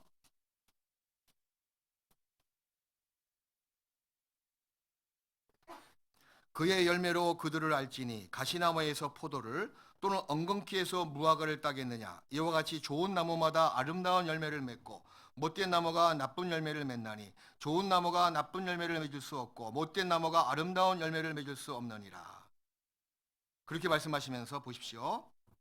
예수님께서 또 이렇게 계속 말씀하시는 거예요. 21절 나더러 주여 주여 하는 자마다 천국에 다 들어갈 것이 아니요 다만 하늘에 계신 내 아버지 뜻대로 행하는 자라야 들어가리라. 그날에 많은 사람이 나더러 이르되 주여 주여 우리가 주의 이름으로 선지자 노릇하며 주의 이름으로 귀신을 쫓아내며 주의 이름으로 많은 권능을 행치 아니하였나이까 하리니 그때에 내가 저에게 밝히 말하되 내가 너희를 도무지 알지 못하니 불법을 행하는 자들아 내게서 떠나가라 하리라. 제가 이 말씀을 중국에 한참 선교 나갈 때 베이징 교회 막 세워질 때 그때 가서 구원받은 우리 한국 자매 가정에 가서 신방하고 있는데 마침 미국 보스턴에서 자기 어머니가 애 보러 오신 거예요, 중국에. 근데 그 어머니가 골소 장로 교인이야. 시간 맞춰가지고 저를 이제 온 김에 신방 하려고 이제 불렀죠. 가서 이제 그 어머니하고 쭉 이야기하면서 오늘 보면 다시 못 볼 것 같아. 내일 모레 다시 미국 가신대. 그거 언제 보겠습니까, 제가. 그래서 요 말씀을 이야기했어요. 이거 굉장히 하기 어려운 말씀이거든요. 초면에 그것도. 근데 알게 뭐야. 언제 본다고 내가. 기분 나빠하더라고. 근데 그 목사니까 그 앞에서는 표현 안 하더라도 간 다음에 자매님이 전화가 와서 우리 어머니가 그래 기분 나빠해요. 너희 목사 초면에 그렇게 막 함부로 내 구원이 어떻고 막 지옥 불에 간다고 나와 있는데 그 말씀 보여주고 그럴 수가 있냐? 막 그러더라고. 그래서 내가 그런 과정이 필요합니다. 나중에 기도해 보십시오. 그리고 이제 한 1년 지났어. 북경 베이징 갔더니 자기 어머니 미국에서 구원 받았대. 미국 가서 너무 기분 나쁘지만 마음에 찔림 받은 거예요. 너무 감사했습니다. 여러분도 마찬가지예요. 이건 인정사정 볼 거 없는 겁니다. 영원한 지옥불 가서 그때 말씀 들을 거 후회받자 무슨 소용이 있겠어요. 그날에 가서 주님이 내가 너를 도무지 알지 못하니 내게서 떠나가라. 그런 말씀을 들으면 어쩌시겠어요. 그의 열매를 보아 그 나무를 안다고. 반드시 영적인 성장이 있습니다. 그래서 말씀의 분별력이 생겨요. 성장하잖아요. 아이가 키가 크면 더 멀리 보이듯이 내 안에 있는 속사람이 더 성장하면 말씀의 분별력이 딱 생깁니다. 그리고 교회관이 딱 하나하나 세워져요. 여러분, 성경에 근거한 확실한 교회관, 투철한 교회관이 필요합니다. 그게 하나하나 세워져. 그리고 성도가 얼마나 귀하다는 것이 마음에 깨달아져. 구원받은 자매, 구원받은 형제가 얼마나 귀하고 그분 속에 예수님이 계신 것이 보인다니까요. 그래서 함부로 그 앞에서 말도 못합니다. 함부로 그 앞에서 행동 못합니다. 혹시 이 말 때문에 마음에 근심하지 않을고 내 형제에게 잘못한 것이 내게 잘못한 것이다. 네 형제, 너 제물을 먼저 드리기 전에 네 형제가 먼저 화목하고 와서 제단에 제물을 드리라. 그만큼 중요한 겁니다. 그런 형제 자매를 귀하게 보이는 마음이 올라온다는 거예요. 그리고 형제 자매가 모이는 교제 가운데 정말 영적으로 교제가 됩니다. 만나서 세상이 어떻고 뭐 요즘 뭐 일본과의 전쟁 할 것만 그냐 말 것이냐 이런 세상적인 이야기가 아니고 세상 것은 세상 것에 맡기세요 그냥. 가이사의 것은 누구에게 바치라? 세상에 맡기라 그 얘기예요. 구원받은 형제자매 만나면 정말 신앙생활이 뭐 어려운 것이 있는지 없는지 힘든 것이 있으면 자기의 경험담을 이야기하고 그때 나도 똑같은 마음을 가졌습니다. 이렇게 공감대를 형성할 수 있는 교제가 돼야 돼. 뭐 그렇게 생각하냐고. 마치 자기는 과거에 그렇지 않은 것처럼. 그러면요. 하나가 안 되는 겁니다. 뭔가 동질감을 느낄 수 있도록 교제가 되고, 그러면서 그 형제가 정말 힘을 받고, 예? 감사한 마음이 생기고, 그런 모습을 봤을 때 뭔가 보람을 느끼지 않습니까? 예? 정말 형제가 귀하게 보이고 자매가 귀하게 보이고, 우리 형제들은요 정말 팬티바람으로 같이 교제도 하고, 예? 비록 고기는 먹지 못하더라도 라면 끓여놓고 같이 먹고, 그게 천국이잖아요. 그런 것을 같이 공감할 수 있는 그런 관계가 진짜 사랑의 관계고 교회 생활입니다. 그게 바로 내 안에 있다는 생명 현상이에요. 내가 신앙이 성장했구나. 내가 마음이 많이 바뀌었구나. 비록 저 형제가 나보다 세상적으로 못하더라도 나보다 더 존경스럽게 보이는 거예요. 야, 나보다 신앙생활 정말 잘한다. 저런 순수한 마음을 나도 가졌으면 좋겠다. 네? 야, 저렇게 땀 흘리고 봉사하고 있구나. 존경스럽게 보이지 않습니까? 서로 먼저 존경하며 서로 먼저 형제 우애하고, 그게 합당한 그리스도인의 모습이에요. 그럼 마지막으로 다섯 번째 증거는 뭐냐 하면 예레미야 20장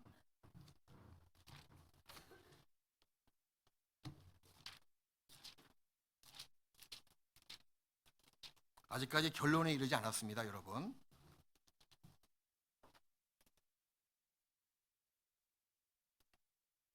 예레미야 20장 이런 다섯 가지 증거는 지금 기승 전까지 왔어. 결론에 지금 도달하기 일보 직전이에요. 예레미야 20장 9절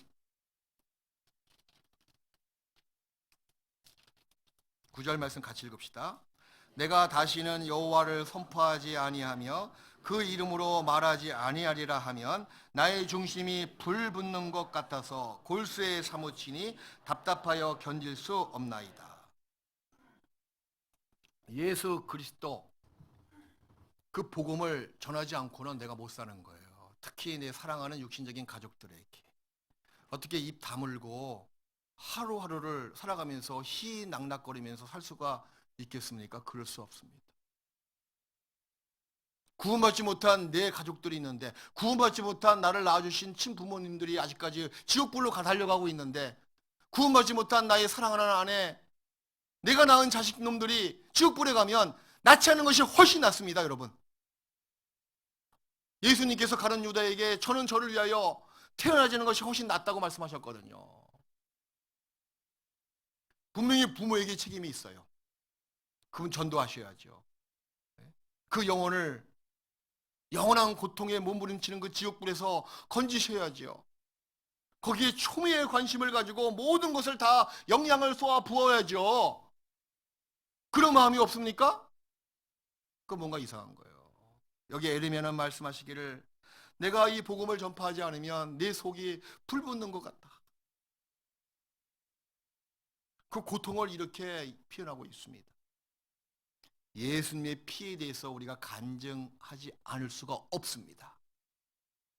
성령, 십자가에서 흘려놓으신 예수님의 보혈, 그리고 그것을 증거하고 있는 이 복음의 말씀, 성령은 진리잖아. 이것이 세 것이 하나예요. 맞습니다. 살면 살수록 피, 성령, 복음이 말씀이 하나야. 진리가 하나야. 그 말씀은 물이잖아요. 요한일서 5장 우리가 복음을 전한다 그 얘기는 이 성령을 전하고 말씀을 전하고 그리고 피를 전하는 거예요. 요한일서 5장 7절 8절 증거하는 이는 성령이시니 성령은 진리니라. 증거하는 이가 셋이니 같이 읽읍시다. 성령과 물과 피라. 또한 이 셋이 합하여 피. 구원 간증할 때는 늘 성령, 말씀, 피가 나와야 돼요. 피로 말미암는 죄씻김은 없잖아요. 그래서 예수님의 그 보혈을 늘 우리 입에 달고 살아야 돼요.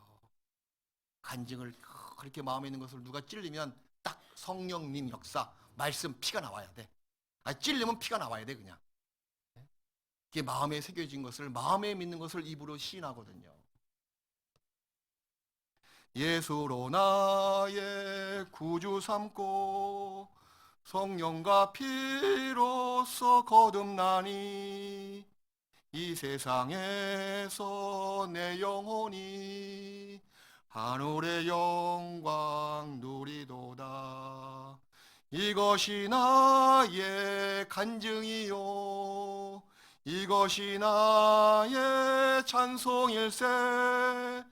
나 사는 동안 끊임없이 구주를 찬송하리로다.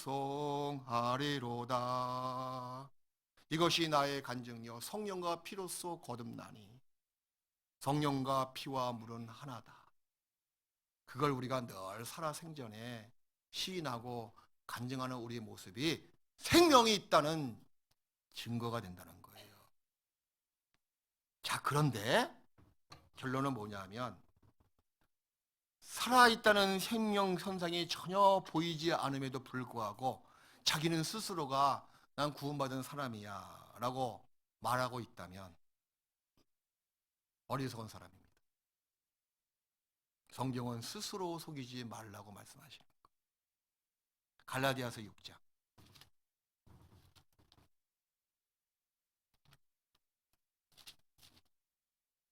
갈라디아서 6장 7절.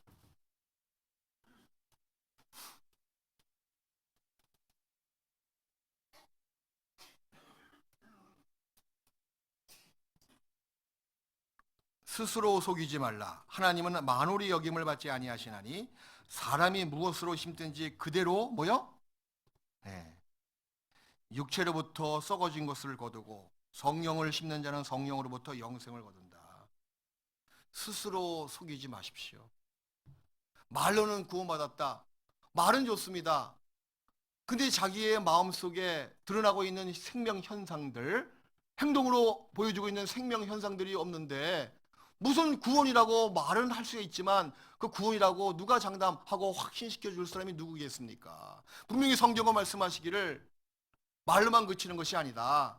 예? 능력과 성령과 큰 확신으로 구원을 받은 것이다. 그렇게 나와 있거든요. 그날 심판대 앞에서 쫓겨나고 있는 많은 사람들의 모습이 아까 마태복음 7장에 나와 있잖아요. 거기에 큰 드러난 현상이 뭔지 아세요? 그거 쭉 읽어보잖아요. 그러면 놀라운 사실을 우리가 발견할 수가 있습니다. 그들은 말입니다. 살아생전에 주님과 동행했습니다. 주님과 함께 먹고 마셨습니다. 주님께 많이 배웠습니다. 라고 생각을 했던 거예요. 그리고 능력도 행했습니다. 주님의 이름으로 선지자 노릇도 했습니다. 라고 주장도 합니다. 그건 거짓말이 아니에요. 근데 중요한 사실을 이 사람들은 모르고 있는 거예요.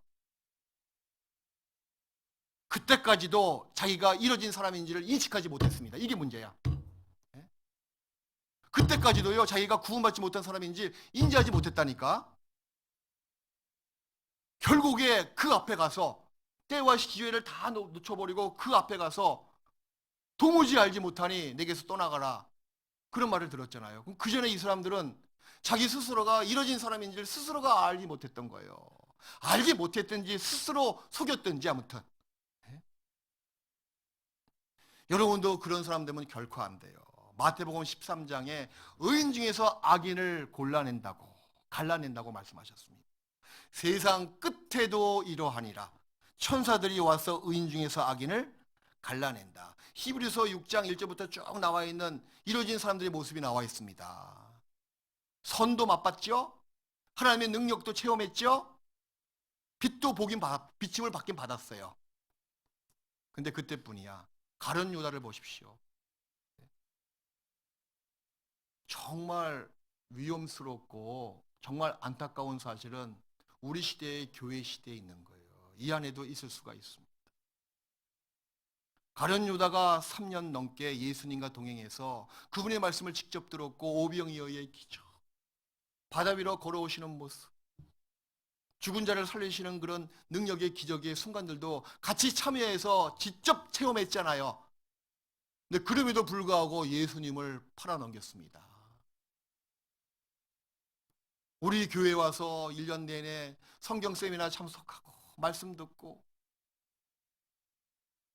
그렇게 맛을 보고 뭔가 이 무리는 틀린 무리다라고 느껴봤지만 진작 자기 영혼에는 생명이 없으면 그 어쩌시겠습니까? 그게 더 안타까운 사실이에요.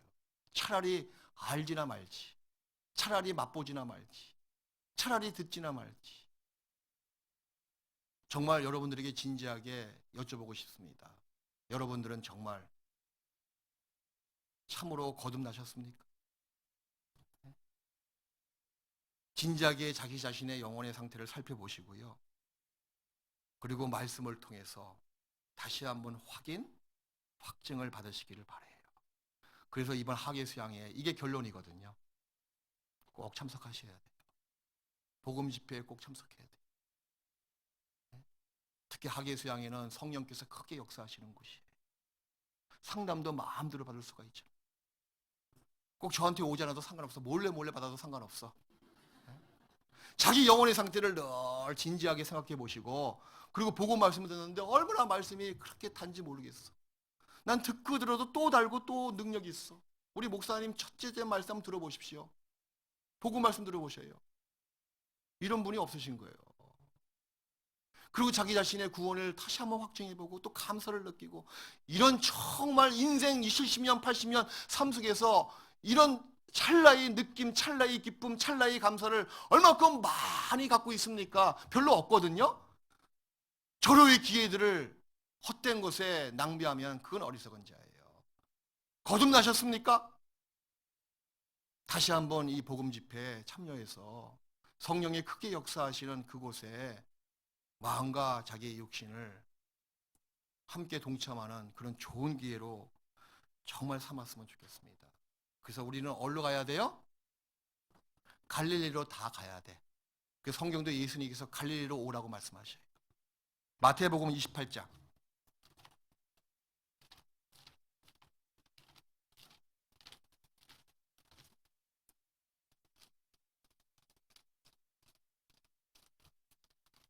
마태복음 28장 7절. 부활하신 예수님 제자들에게 나타나시고 그리고 이렇게 분부하십니다. 7절.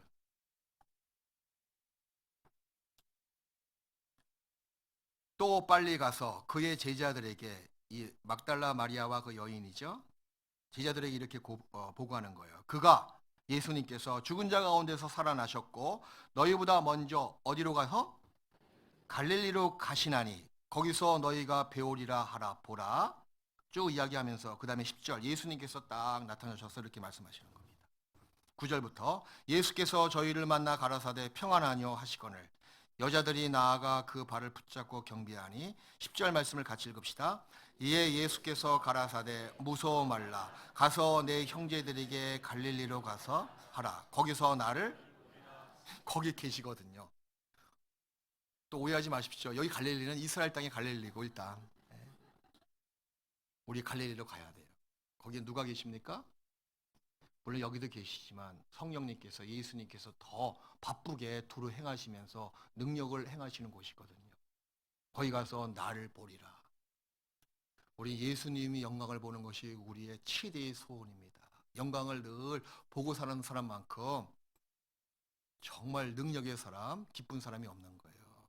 그래서 이번 학예 수양에 이제 며칠 안 남았습니다. 지금이라도 마음에 다짐하시고 신앙에 아주 회복할 수 있는 좋은 계기로 꼭 삼고 전도의 계기로 삼았으면 좋겠습니다. 같이 기도하시겠습니다. 우리 영혼을 사망에서 생명으로 구원하신 하나님 아버지 감사합니다. 이 귀한 복음을 우리가 듣고 믿음으로 인해 죽었던 우리 영혼이 거듭났습니다. 놀라우신 하나님의 구원의 은혜로 인하여 진심으로 감사와 영광을 돌립니다. 이제 우리 중랑교회 며칠 후에 학예 수양에 참여할 계획입니다. 이번에 많은 영혼들 전도하고 있습니다. 그 전도되는 그 영혼들, 그 사이에 마음이 변하지 않고 말씀 앞에 수양회장에 다 갈 수 있도록 붙잡아 주시고 자비를 베풀어 주시옵소서. 우리의 마음의 소원이 가족들 구원받는 겁니다. 이번에 꼭 인도되고 있는 가족들이 다 구원을 받아 하나님께 큰 기쁨과 영광이 되게 해 주시고 우리 각자에게 큰 보람과 성취감을 얻을 수 있도록 도와주시옵소서. 그것을 위해서 온 교회가 한 마음과 한 뜻으로 준비하고 기도하고 계획하고 있습니다. 주께서 앞서 행해 주시고 능력으로 함께 해 주셔서 이번에도 하나님의 영광을 보게 해 주시옵소서. 우리를 사랑하시는 예수님의 이름으로 기도했습니다. 아멘. 찬송가 204장 함께 찬송하시겠습니다.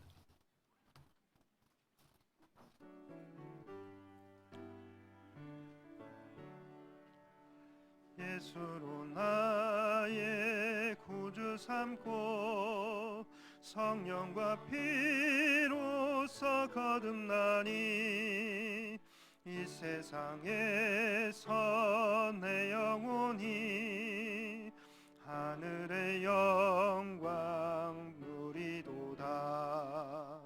이것이 나의 간증이요 이것이 나의 찬송일세.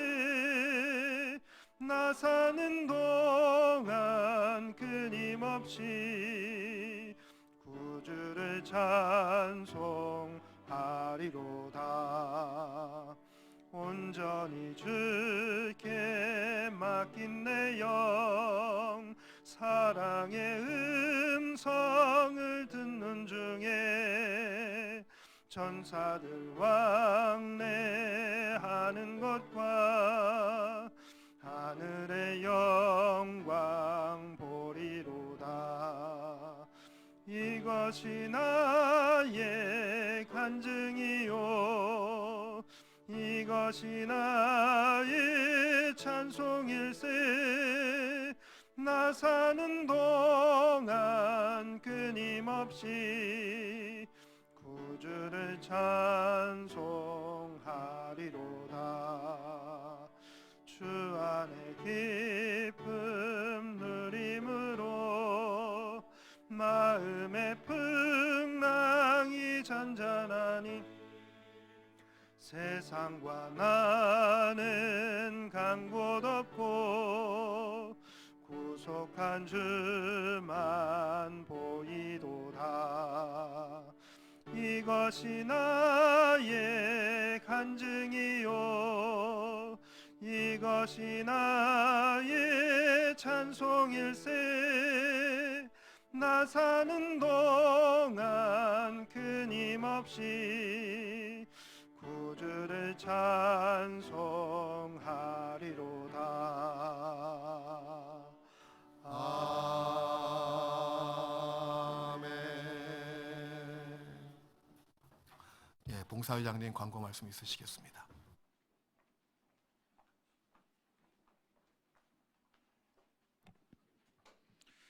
예, 광고에 앞서서요. 오늘 결혼식 인사가 있겠습니다. 문은진 자매님 하고 전주교회 고원석 형제님, 좀 앞으로 좀 나와 주시죠.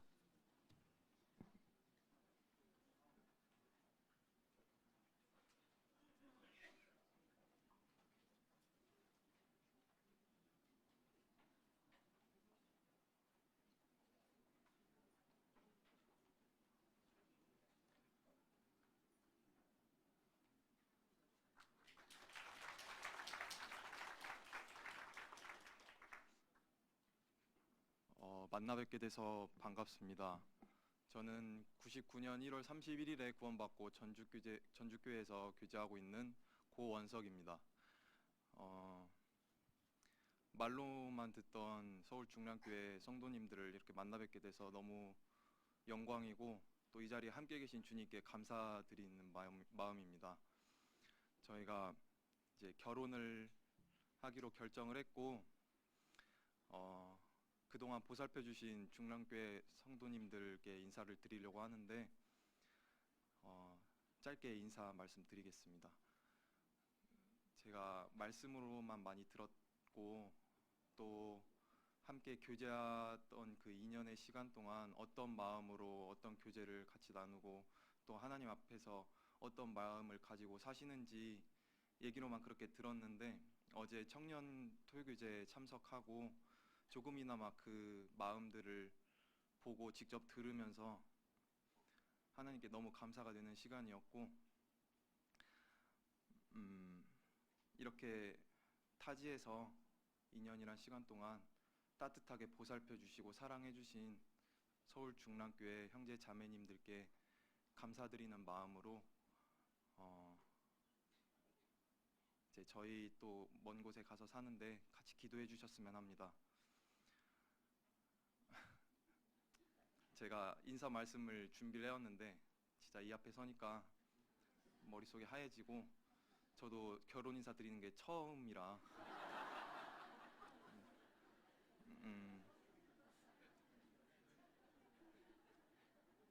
많이 떨립니다.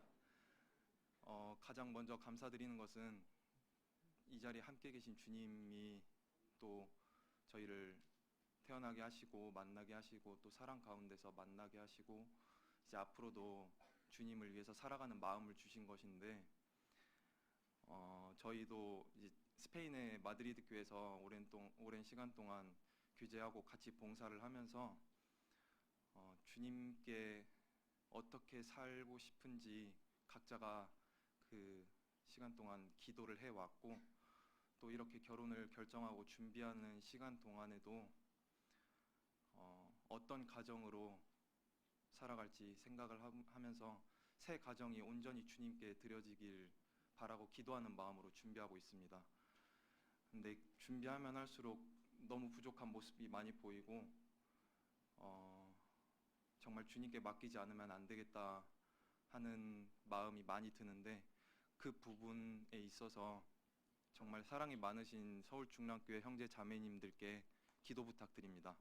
저희 먼 곳에 가서 살아도 오로지 저희 두 사람 그리고 저희로 태어나는 가정들 오로지 주님을 위해서만 살 수 있도록 같은 마음으로 기도해 주시고 감사합니다.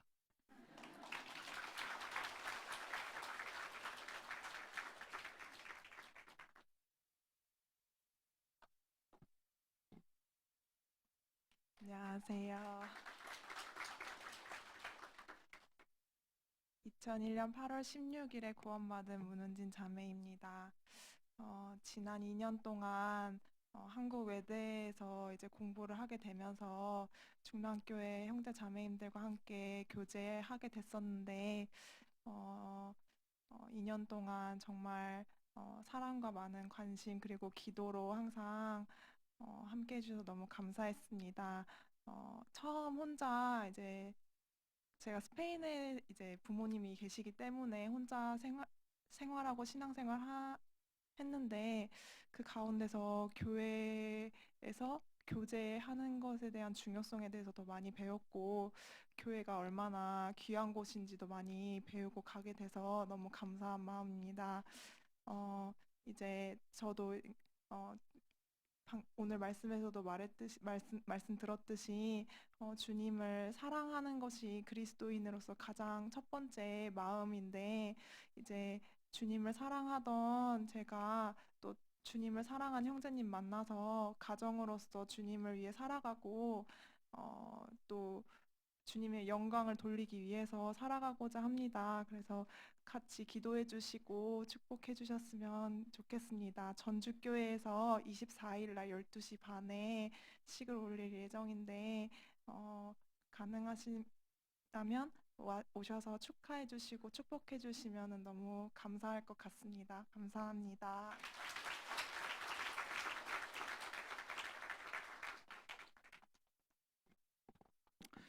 제가 말씀드렸는데 본인들이 다 말씀하셨어요. 어딘지 아시죠? 예? 예. 그 교육자님들하고 잘 교제하시길 부탁드리겠습니다. 오늘 광고할 게 좀 몇 가지 있는데 좀 말씀드리겠습니다. 저희는 이제 6차 학예 수양회가 이제 금요일 날 출발합니다. 9일 날. 여기 소식 나온 것처럼 10시 30분입니다. 좀 늦지 않게끔 시간 좀 잘 좀 꼭 몇 분이 꼭 이렇게 지연이 돼서 꼭 한 30분 늦게 출발하는데요. 이번엔 10시 반에 출발할 수 있도록 다시 한번 부탁의 말씀드리겠습니다.